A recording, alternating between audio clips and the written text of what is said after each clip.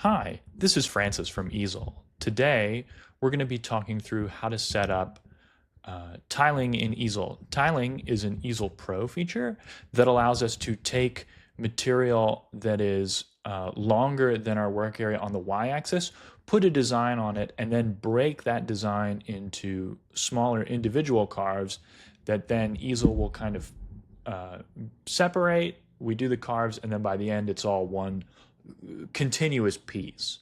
And this allows us to do larger kind of signs, things like that on the y-axis of our machine. And I'm going to kind of talk through what that looks like here. To start, we've got our material, which is 8 inches on the y-axis by 12 inches on the x-axis. We can go up here and take a look at my machine and see that the work area is 12 on the x and 8 on the y. So if I make my material larger on the y-axis, we'll say 16, it's going to break my project into tiles, and it's going to do that automatically. So there are two things to note here. First is this dotted blue line here is indicative of the end of my work area. So if my material, and I can make it a little bit larger on the x-axis so we can visualize it there too. When my material is outside the bounds of my work area, we'll see a dotted blue line, and that's indicative of the work area of my machine. Anything beyond that is outside of the work area of my machine.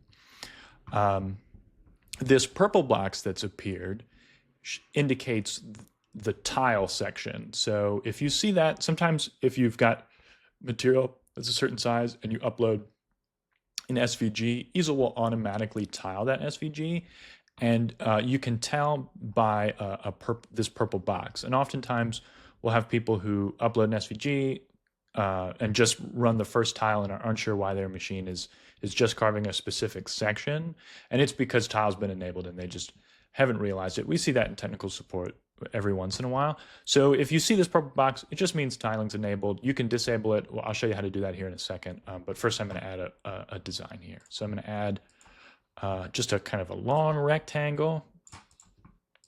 And so now this is going to be broken up into 3 tiles. And we can visualize that by clicking on the material selection in the upper right-hand corner. And we can see tile 1, tile 2, and tile 3.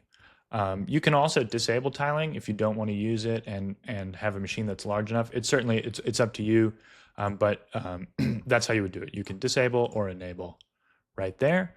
You can also choose the number of tiles right here, 3 or 4, and it'll break it up accordingly. And then you can also choose the size of each tile and the dimensions. And this works really well for if you're doing text and you want to break up the text so that the tile, where the first tile ends, it doesn't end in the middle of text. It's a really great way to kind of help with that. You can also overlap the tiles, and what this will do is it'll overlap the tile over each other. So when you start the second one, it's going to kind of move through and carve a little bit of what's already been carved, which makes a kind of a smoother transition in between pieces, I've found. But you can also disable that if you don't want to do that. That may adjust your tile number just a little bit, but that's what that looks like. This is the menu. Again, you can change it 3 to 4. You can adjust the size, anything like that. It's all very possible. And now I'm going to show you kind of what it looks like when you carve a tile and kind of talk through that. So the first tile, you're going to confirm your alignment.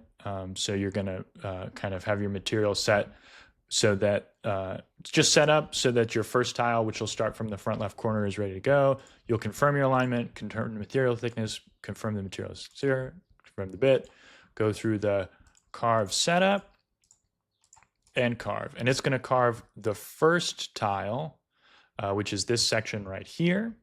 Once it's done carving that first tile, it'll end. And then you're back to the kind of project setup. You'll then need to go into this menu and select the tile number 2. It'll move the purple box to be around the second tile, and then you'll click on carve again. And this time, Easel is going to tell you from the start position of your carve how far down you have to move your material because when the first tile's done, your bit is going to return to the start position. So then you'll want to move your material down and align it with that. And so basically there are two things to keep in mind here. You're going to measure that 5 inches off of the start point of your carve, wherever that is. And then you want to make sure that as you're moving your material down that 5 inches, that it is square as you're moving it. And I found the best way to do that is just to have a piece of material or something that you can kind of wedge up against the material and just kind of move it along so that it stays square while you're adjusting it. And then you would just move through it like a normal carve. Once it's done, it's returned to the start position of your carve. You can then go in, select tile 3, click on Pro Carve, and then you're going to move it down again from the original work 0. So you measured 5 inches the first time. Now you'll measure 10 inches from that original work 0 point and move it down accordingly. And then you'll be aligned again, carve, and then you'll have a full project that's larger on the y-axis than it is capable of doing in just the work area of the machine itself. Thank you. Have a wonderful day.